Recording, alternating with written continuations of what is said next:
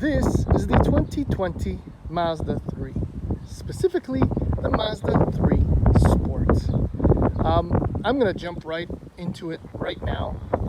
As far as styling is concerned for this car, it is the most sophisticated, elegant, clean, visually pleasing compact car in the world, period.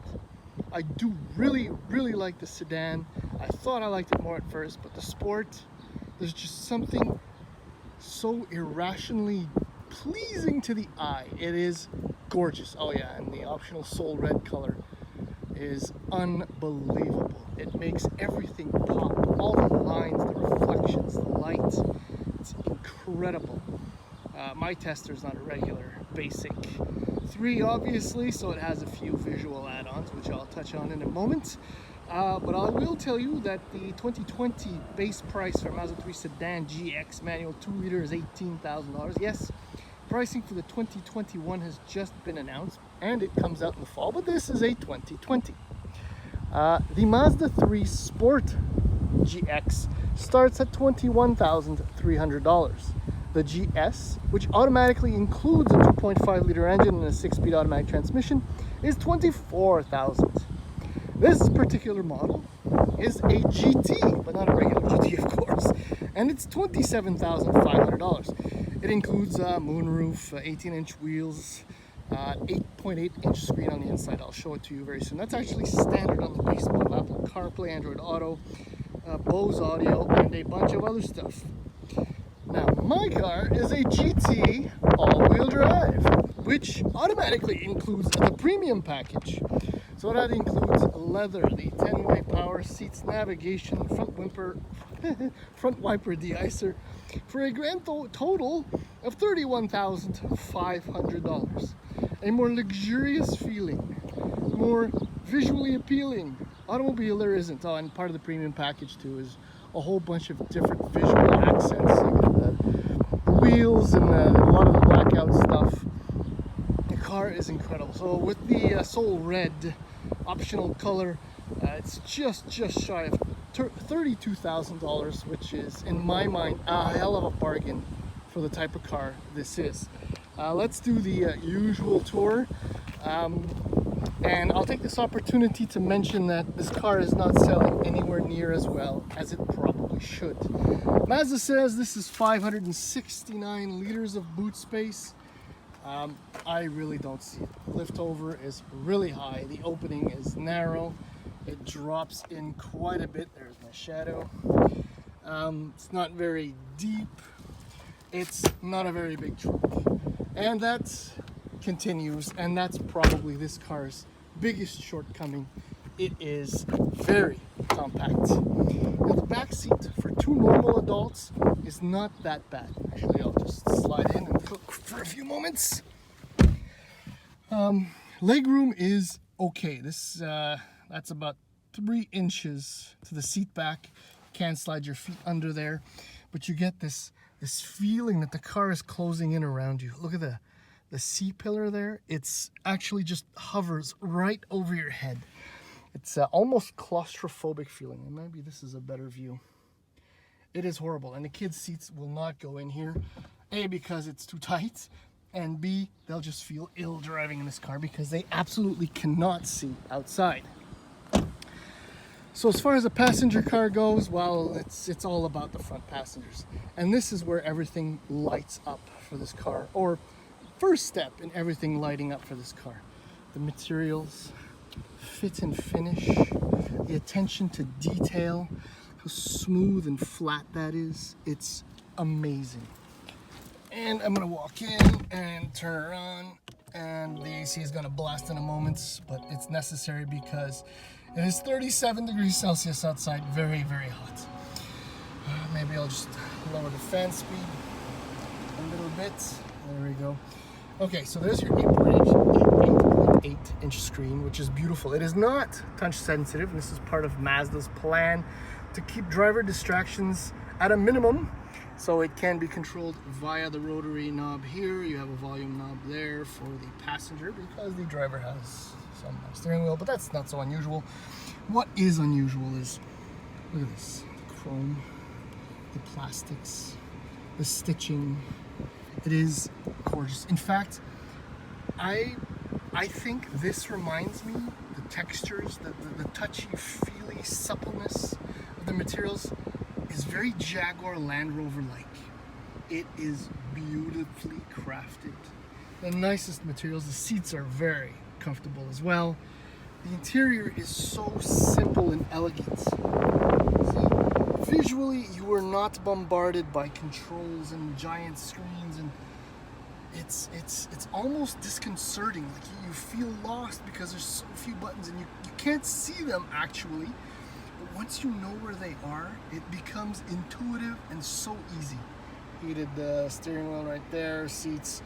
It is so plain yet so simple. There's your drive mode button. And that's another thing. It's just sport and off. That's it. I love that about Mazda. Auto hold feature. That's kind of unusual in a car of this category. As far as storage is concerned, good cup holders. That's good storage for a mask. That's the lid that flips over the cup holders. Door bins are actually very deep, very useful. Can't put anything here because it'll go flying around on the piano black, but the forward sliding armrest here reveals a huge storage bin. And finally, the driving position is excellent. The steering wheel is lovely. Beautiful mix of analog and digital gauges. The center one can switch depending on your, I don't know, how you feel. The interior is an incredible highlight. I love the vents. You know, there's no cutting corners. It's not simple, right? There's thoughtfulness behind the way Mazda put all this together. Visibility is actually quite good because look at the gap between the pillar and the mirror, so you can see when you're making the left-hand turn. Pillar is fairly wide because of the speaker position here, but still. Excellent visibility here. However, the shoulder check is an absolute waste of time. Anyhow, I'm not even gonna step out this time. You've seen the car, it's beautiful. I wanna go for a drive, and let's do it. All right, so the Mazda 3 Sport GT with the 2.5 liter engine. So it's the very, very well known at this point 2.5 liter engine, which puts out 186 horsepower, 186 pound-feet of torque. This is our heavily used 6-speed automatic transmission that is in nearly all Mazdas, or just about. And to put it succinctly, it's not something I usually do, everything works very, very well. The 2.5 liter engine, large-ish displacement, but still relatively happy to rev, is not, how can I put this? It's not quite as happy about the excess weight, if you will, from the all-wheel drive system. It's not that much of a burden, but I can promise you that the moment I left Mazda with this car, having driven the Mazda 3, the new one, a couple of times over the last year and change, you can feel the extra girth that you're dragging around with you at all times. The real only penalty is that although it might be a little bit slower to, hit your highway merging speed, is that on paper it'll consume about a half liter per 100 kilometers more than the front wheel drive GT. But thankfully, other than when accelerating, you don't feel the extra weight from the all-wheel drive when you're driving. This car still handles as wonderfully well as it always has.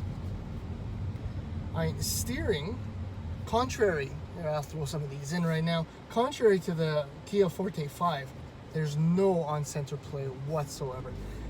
The assistance picks up immediately. You can actually feel it in the wheel. It's pretty impressive. It's always on, it's always working. I love that. Another point of comparison while I'm at it, the brakes. The brake pedal is firm, responsive, inspires confidence, and pushes me to go a little bit faster than I probably should in some instances. But that is also a result of the iActive all-wheel drive system. It's almost as though the all-wheel drive system knows me and understands that when I want to nail, or it knows when I'm about to nail the throttle. Sounds kind of weird, but there is no wheel spin. There is no delay. Even when the wheels are turned, it's like the system sorts absolutely everything out immediately, and the car goes and does exactly what I ask of it. Understand also that all Mazda 3s include G-vectoring, which is impressive. It's a brake biased system, if you will, that'll work the wheels to make sure that you're always going in the direction the car should be going, and thus kind of giving traction grip to the wheels that can use it the most. It's quite an impressive car.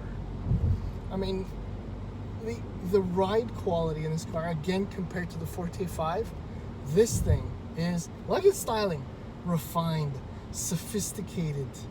It is premium, and Mazda has said that that's where they want to go. They want to go like mainstream premium or something like that, and this is absolute proof of their efforts. The car feels unbelievably good. Like, at the end of the assembly line, during the quality check, they went around it 45 times. And then they did a couple of laps around the facility, I don't know, to make sure that there were no rattles and nothing felt out of place and everything was in the exact perfect setting, configuration, I don't know. And yet people just are not buying this car as much as they probably should be.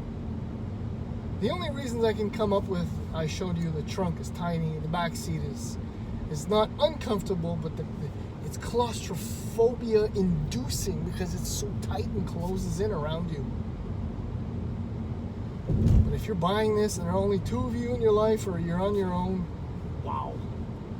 And this leads me to believe that the 2.5 turbo all-wheel drive Mazda 3 is going to be a very interesting car. It's going to be like a Audi S3 kind of deal, where you get the power, you get the refinement, the quality, and the performance that comes with it. I'm looking forward to driving that one. This car is incredible. There's no reason not to buy it. Period.